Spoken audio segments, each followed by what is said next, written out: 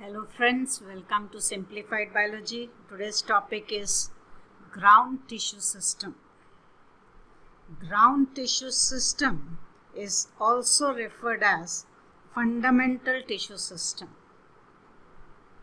It is derived from the ground meristem, or you can also say that it is partly derived from peribellum and partly from plerome of the apical meristem.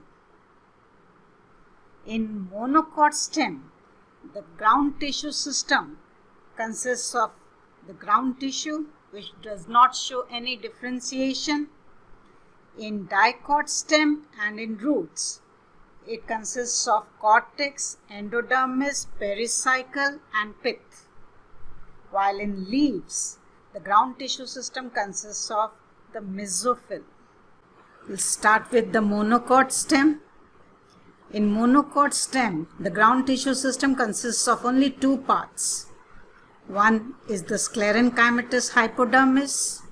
Hypodermis is the region below the epidermis, and it is made up of sclerenchyma cells.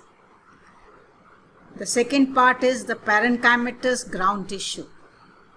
Lying below the hypodermis is the parenchymatous ground tissue, which does not show any differentiation and in which vascular bundles lie scattered. So in a transverse section of a monocot stem, the outermost layer is the epidermis without any epidermal hairs. Below the epidermis is the sclerenchymatous hypodermis, and below which lie the parenchymatous ground tissue in which vascular bundles lie scattered. Such a condition is known as atactostele. Present in the vascular bundles are lysogenous cavities. Now these cavities are formed due to breakdown of the protoxylem elements. Next, the dicot stem. In the dicot stem, the ground tissue system is well differentiated. Lying below the epidermis in the dicot stem is a collenchymatous hypodermis. So this is the hypodermis made up of collenchyma cells. Present below the hypodermis is a many-layered cortex made up of parenchyma cells. The innermost layer of the cortex is referred as the endodermis. The endodermis is always single layered.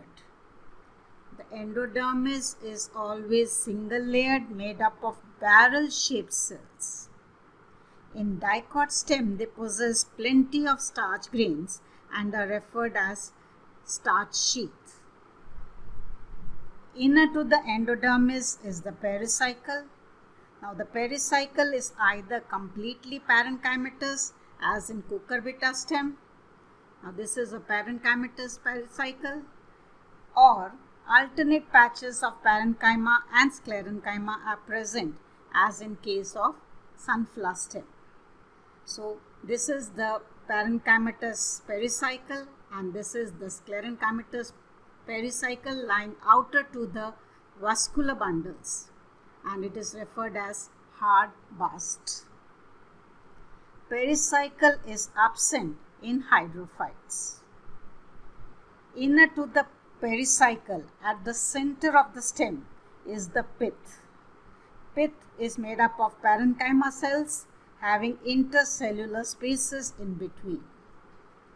This pith continues in the region between the vascular bundles as the medullary rays. So in a dicot stem, the outermost layer is the epidermis, having epidermal hairs called the trichomes. Inner to the epidermis is the collenchyma hypodermis, then the parenchyma cortex. Next is the endodermis, which is single layered. Inner to the endodermis, the pericycle, which is either parenchymatous or alternate patches of parenchyma or sclerenchyma. At the center is the pith with the vascular bundles that are arranged in a ring. And present between the vascular bundles are the medullary rays. These are the medullary rays. Next, the roots. In the roots, there is no hypodermis. So, present below the epidermis is the many-layered parenchymatous cortex. Present inner to the cortex is the endodermis. Now, endodermis in the roots is single-layered, made up of barrel-shaped cells whose inner radial walls are thickened. The inner radial walls are thickened, and this thickening is of lignosuberin, that is lignin and suberin. And these thickenings are named as Casparian strips. They act as air dam and water dam, preventing air and water to enter into the inner part of the roots. Present among the endodermal cells are thin-walled passage cells. These passage cells are present just outer to the xylem elements so that the water absorbed by the roots directly enters the xylem elements.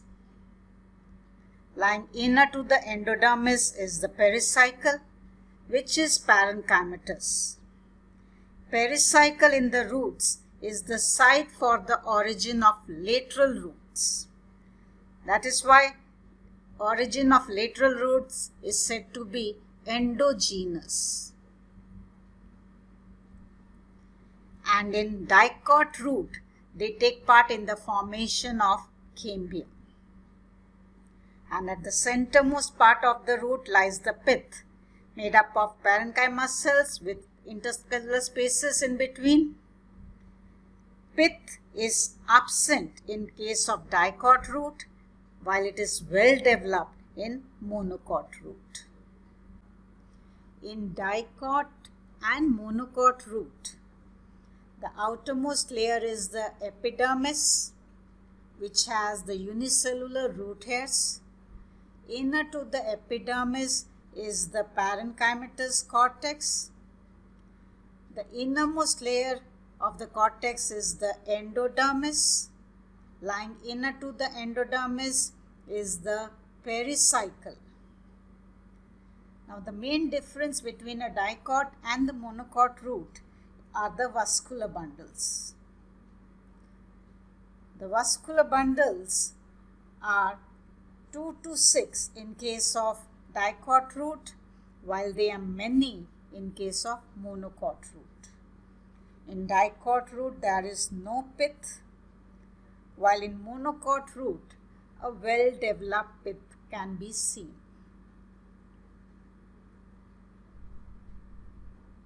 So, this is the structure of a dicot and a monocot root. And last, the leaves. In the leaves, the ground tissue system consists of the mesophyll. The mesophyll, which is parenchymatous, or you can say chlorenchymatous, as the cells contain chloroplast. In case of a dorsiventral leaf, dorsiventral, that is the dicot leaf, in which the upper and the lower epidermis can be differentiated, the mesophyll can be divided into two parts, palisade parenchyma and spongy parenchyma. Present below the upper epidermis are two rows of closely arranged cells that form the palisade parenchyma. Lying between the palisade parenchyma and the lower epidermis is the spongy parenchyma, which consists of loosely arranged cells having large intercellular spaces in between. In isobilateral leaf, that is the monocot leaf, in which the upper and the lower epidermis cannot be differentiated, the mesophyll is also not differentiated. It is usually completely spongy. In some, it is completely palisade. So this is the completely spongy mesophyll. So the mesophyll in a dorsiventral leaf is differentiated into palisade and spongy parenchyma, while the mesophyll in an isobilateral leaf is either completely spongy or completely palisade. Thank you for watching.